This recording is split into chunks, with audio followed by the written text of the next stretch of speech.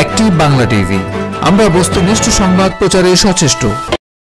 বিএনপির ডাকা তৃতীয় দিনের মতো কর্মসূচি অনুযায়ী বিএনপির চেয়ারপারসন বেগম খালেদা জিয়ার জন্মদিন এবং সারা বাংলাদেশের বৈষম্য বিরোধী ছাত্র আন্দোলনের সকল নিহতদের মাগফেরাত কামনায় নারায়ণগঞ্জ ফতুল্লা কুতুবপুর ইউনিয়নের ৯ নং ওয়ার্ড রামারবাগ এলাকায় পঞ্চায়েত কমিটির উদ্যোগে আলোচনা ও দোয়া মাহফিলের আয়োজন করা হয়।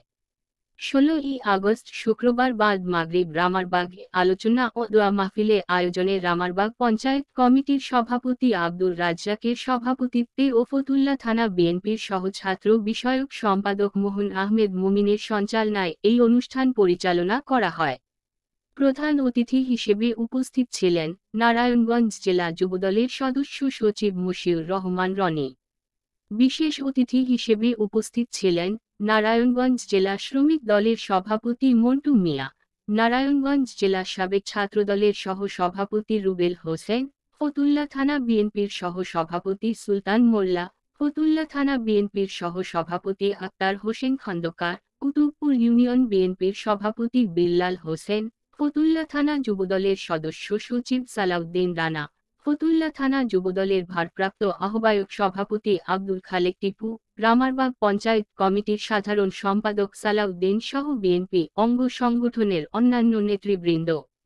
রামারবাগ পঞ্চায়েত কমিটির সভাপতি আব্দুর রাজ্জাক বলেন, আমি দীর্ঘদিন ধরে বিএনপির রাজনীতির সাথে জড়িত। আওয়ামী লীগ ক্ষমতায় থাকাকালীন আমার উপরে, আমার পরিবার ও ভাই ভাতিজার উপরে অত্যাচার ও জুলুম নিপীড়ন সহ্য করে এসেছি। প্রভাবশালী আওয়ামী লীগ থাকাকালীন ফতুল্লা থানার সহসভাপতি নিয়াই মোস্তফা কামাল বিএনপির নেতাকর্মীদের অনেক অত্যাচার করেছে। আওয়ামী লীগ পতন হলে এক বিআই পালিয়ে গিয়েছে, আরেক বিআই চাঁদাবাজি ও অস্ত্রের মোহরায় মরিয়া হয়ে উঠেছে।